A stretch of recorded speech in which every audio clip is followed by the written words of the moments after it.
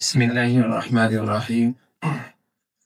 الحمد لله والصلاة والسلام على سيدنا محمد وعلى آله وأصحابه أجمعين.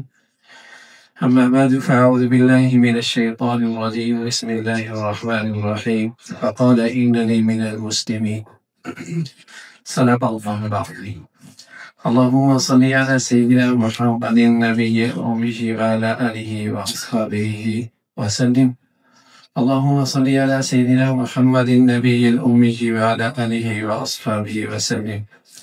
میرے معزز مسلمان بزرگوں، عزیز بھائیوں، ہمارے لیے اعزاز ہے، سعادت ہے، خوش نصیبی ہے، اللہ کا انعام ہے کہ ہم مسلمان ہیں۔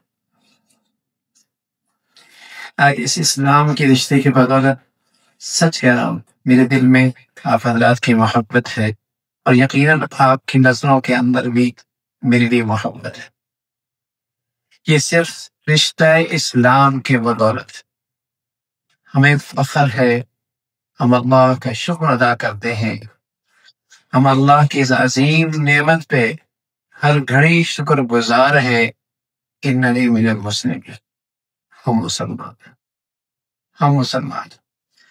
اور میرے عزیزو، اسلام کے دامن میں انسانیت کے لیے سب سے خوبصورت زندگی ہے۔ اسلام کے دامن میں ساری انسانیت کی سب سے خوبصورت زندگی ہے۔ اس سے زیادہ خوبصورت زندگی انسانیت کے لیے ہو ہی نہیں سکتی۔ اسلام کے دامن میں زندگی کا ایسا دستور ہے، زندگی کا ایسا آئین ہے، زندگی کا ایسا طریقہ ہے جس میں ساری انسانیت کے حقوق کا تحفظ ہے۔ ہم خوش نصیب ہیں کہ ہمیں اللہ نے مسلمان بنا دیا، جس کے دامن میں خوبصورت زندگی ہے،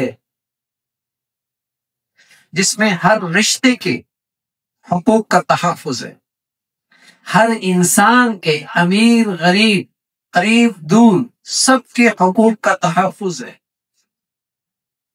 اور وہ اسلام کے دامن میں وہ زندگی ہے جس میں یہ زندگی جو 60-70 سال کے محدود ہے، اس میں بھی کامیابی ہے، اور ایک زندگی اور ہے جو کھربوں سال کی زندگی ہے۔ اسلام کے دامن میں وہ زندگی اسے بھی کامیاب کر دے گا۔ خوش نصیب ہے۔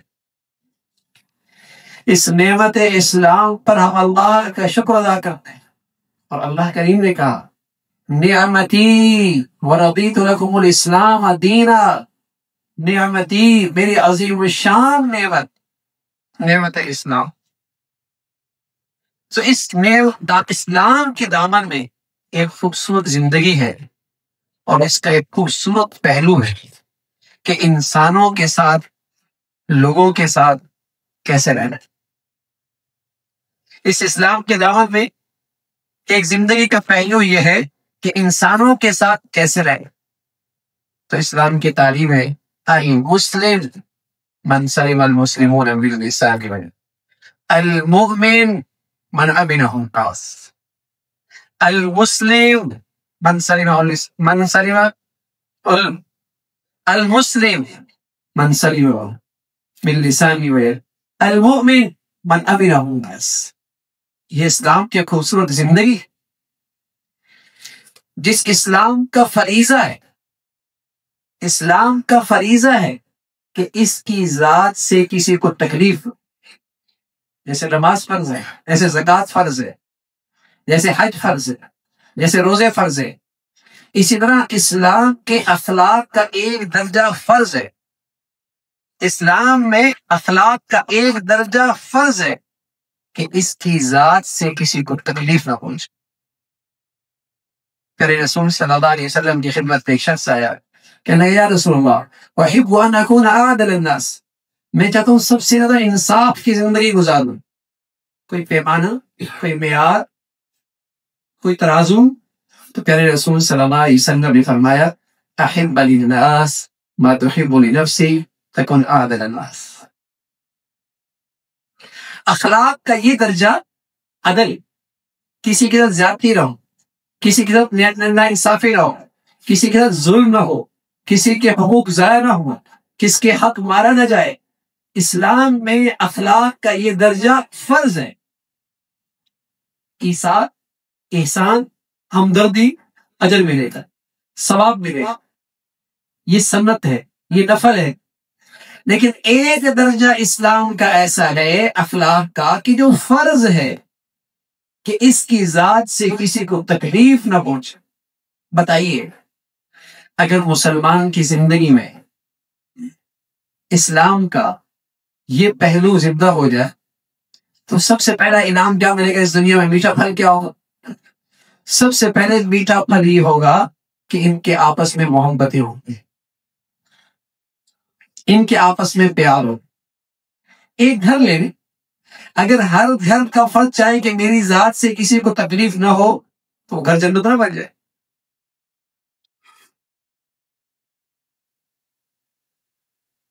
گھر جنت بن جائے۔ دوسرا پھل کیا ملے گا؟ دوسرا پھل یہ ملے گا کہ ایسے مسلمانوں کی زندگیاں، ان کا یہ کردار، ان کا یہ کریکٹر دوسروں کو اسلام کی طرف کھینچ کے لے آئے۔ ان کا آپس کا پیار دوسروں کو کھینچ کے لے کے آئے۔ اور سچ کہہ رہا ہوں، اخلاق نہ ہو، ان کا آپس کا توڑ دوسروں کو اسلام سے دور کر دے، دوسروں کو اسلام سے دور کر دے۔ ان کی اپنی زندگیاں بھی تمام تر وسائل کے باوجود سکون اور محبت سے خالی ہوں۔ ان کے اپنے گھر بھی تمام تر آسائش و آرائش کے باوجود بھی ان کے گھر محبت اور سکون سے خالی ہوں۔ ان کے رشتوں میں محبتوں کی مٹھاس نہیں ہوگی۔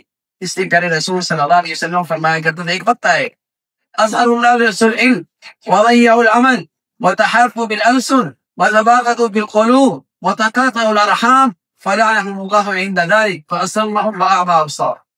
بہت معلومات ہو، کریکٹر نہیں ہو، اخلاق نہیں ہو، کردار نہیں ہو، زندگی میں عمل نہیں ہو، وضیع العمل وتحرف بالألسن، زبان سے محبت کا اظہار تو ہوگا لیکن دل محبت سے خالی ہے۔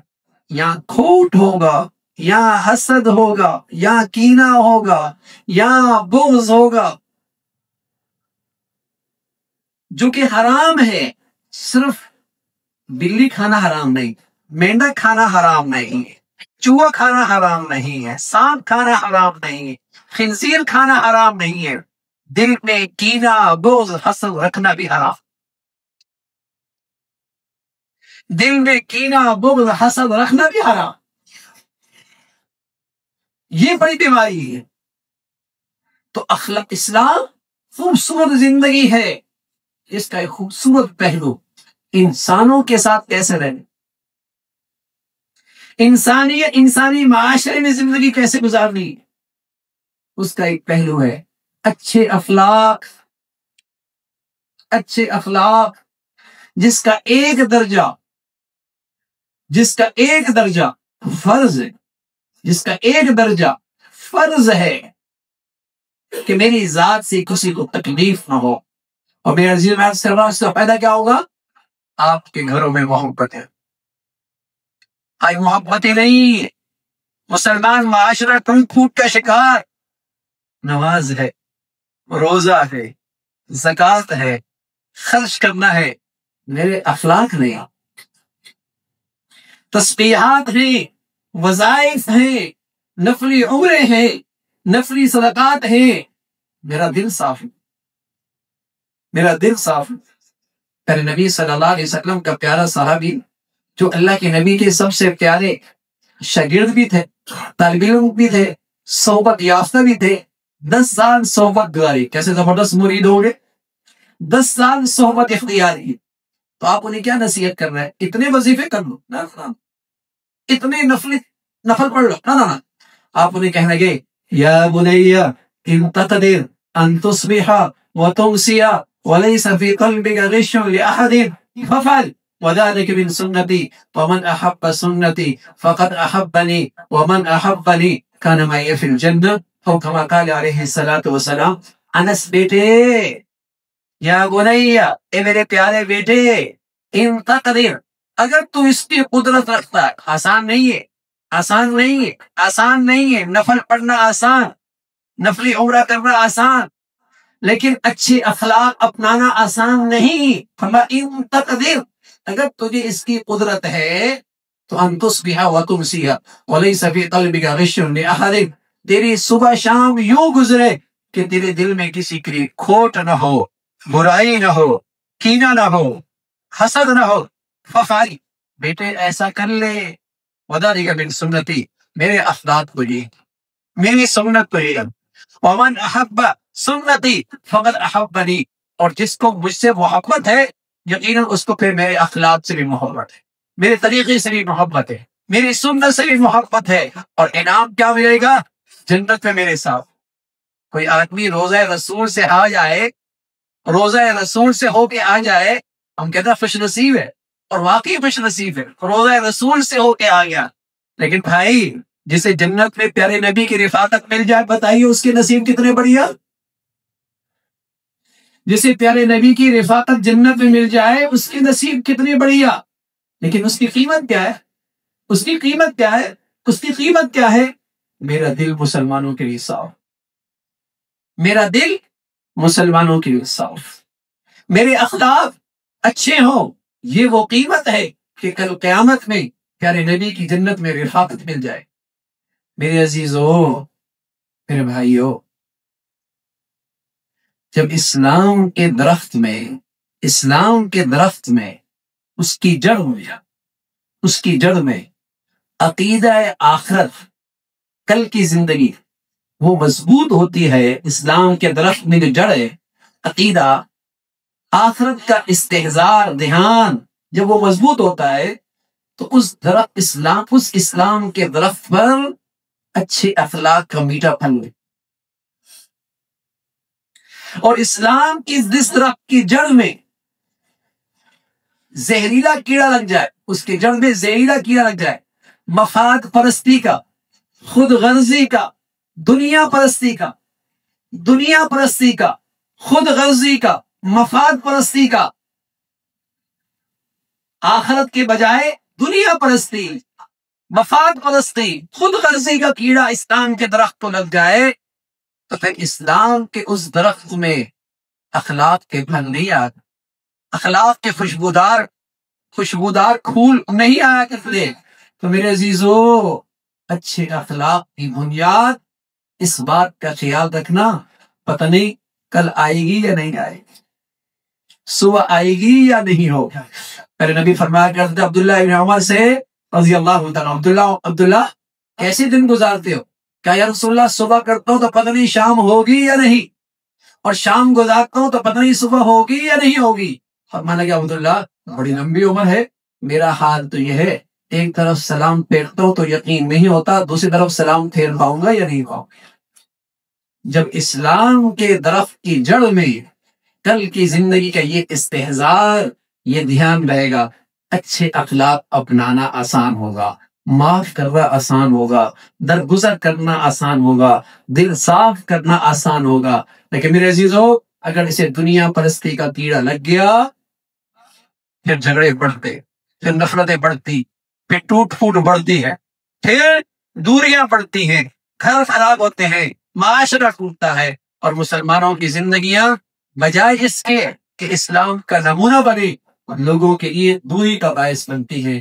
اللہ تعالیٰ ہمیں نعمت اسلام کی قدردانی نصیب فرمائے، اور نعمت اسلام کی دامن میں جو خوبصورت اخلاق ہیں اللہ وہ اپنانے کی توفیق نصیب فرمائے.